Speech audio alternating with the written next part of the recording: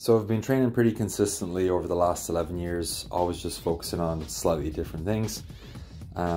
This is one of my proudest achievements when it comes to deadlifts. Hit 227.5 for 2 with no belt, no straps, no assistance whatsoever. I was pretty hyped at the end. My best deadlift ever was 237.5, but I did that with a belt. This is also one of my favorites ever because this was super hard to get to, plus 45 kg weighted chin up, and my body weight was I think 93, 94 at the time.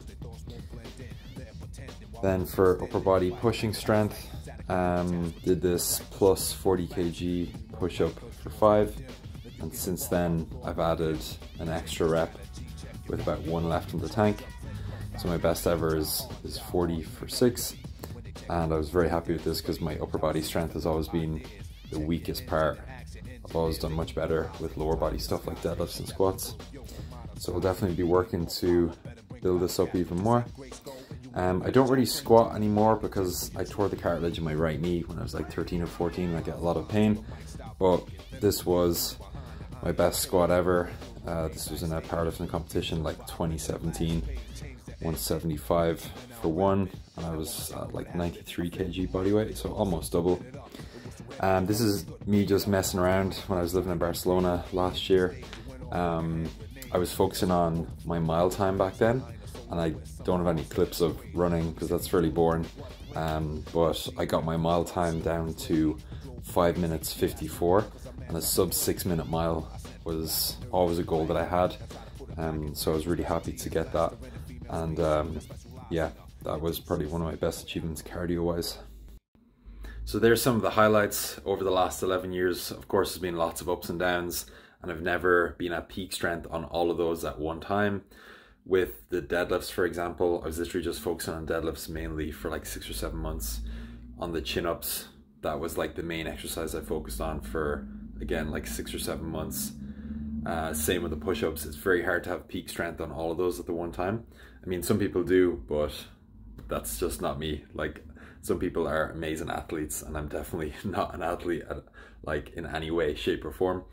But it just goes to show, like, when you're consistent with training for long enough, you can actually build up a lot of strength, even if you start off from an extremely weak point like I did.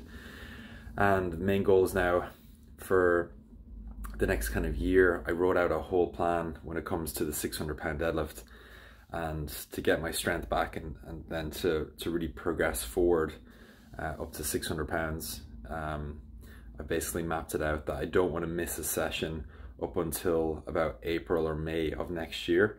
And as I'm recording this, it's August, and I'm already like a month into building back up.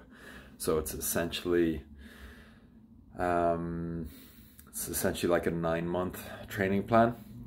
And the 600-pound deadlift is definitely the main goal, but I've also been training more jiu-jitsu as well. So I'm building a lot of kind of more sports-specific strength for jiu-jitsu too. And I've got like 14 sessions done in that now. I've been training that for the last few months. And I'm very interested in Muay Thai as well. So I'm still doing more cardio and conditioning specific for Muay Thai. So they're kind of the 3 main things at the moment: 600-pound deadlift, improved skills in jiu-jitsu, and then some Muay Thai as well, definitely ranked that way. And I'm essentially, you know, getting just 1 jiu-jitsu session in a week for an hour and a half, because realistically that's all I can recover from, with the amount of like bruises and some cuts and like just overall body fatigue and soreness.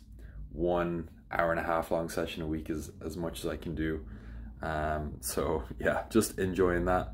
And the main thing I've learned really over the last 11 years is that making sure I can recover is the most important thing, because I want to avoid injuries. So even if I just get 1 jiu-jitsu session a week done consistently for a year, that's 52 sessions. And, you know, in terms of hours on the mat, if it's an hour and a half every session, you know, whatever that's going to be, like a lot. It's going to be 52 plus, it's going to be around like 70 hours. So I mean, add that up over the course of like 5 or 6 years, that adds up to be, you know, something very substantial. So yeah, that's the way I'm kind of looking at it. Just slow and steady wins the race. There's no shortcuts. And yeah, excited to see where we're going to end up over the next kind of 8 or 9 months.